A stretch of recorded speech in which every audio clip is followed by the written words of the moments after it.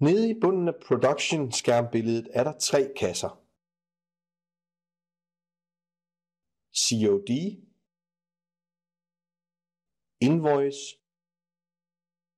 og Insurance.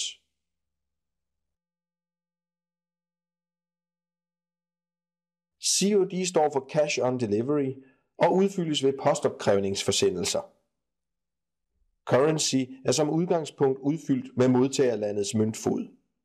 Så hvis landet ændres, ændrer møntfoden sig også. Ønsker man at ændre det manuelt, skal man blot dobbeltklikke i feltet og vælge en anden møntfod.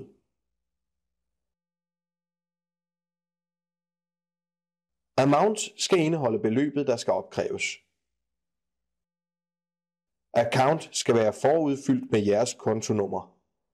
Hvis der ikke står noget her, skal det indtastes inde under Setup-menuen. Tag i den forbindelse kontakt til Edisoft. Der kan indtastes flere kontonumre, så der er et kontonummer for hvert land. Det vil med andre ord sige, at kontonummeret ændrer sig, når man ændrer landekoden.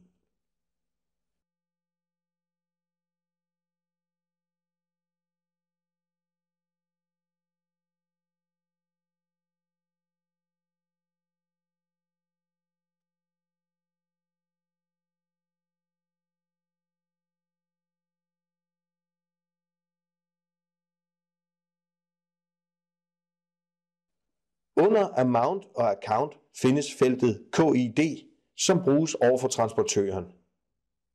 Ved for eksempel Post Danmark vil KID kode 11 være en melding om, at Post Danmark skal tilføje jeres reference ved indbetaling. Hvorimod KID kode 10 betyder, at pengene skal sættes ind uden registrering. Referencefeltet for neden er betalingsreferencen. Insurance er som navnet antyder, hvor man, såfremt man vil forsikre sin forsendelse, noterer beløbet, den skal forsikres for. Igen som i COD-feltet kan møntfoden vælges ved dobbeltklik i feltet ved Amount. Som udgangspunkt står det i modtagerlandets møntfod.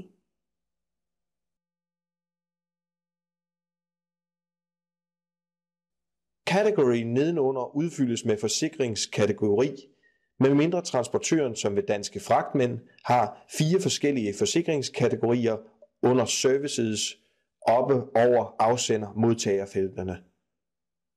Ved Danske Fragtmænd sættes hak heroppe i stedet.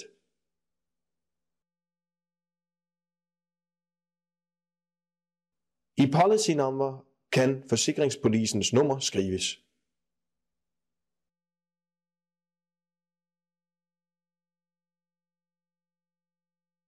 Invoice helt til højre bruges i forbindelse med indfortolling af sendinger.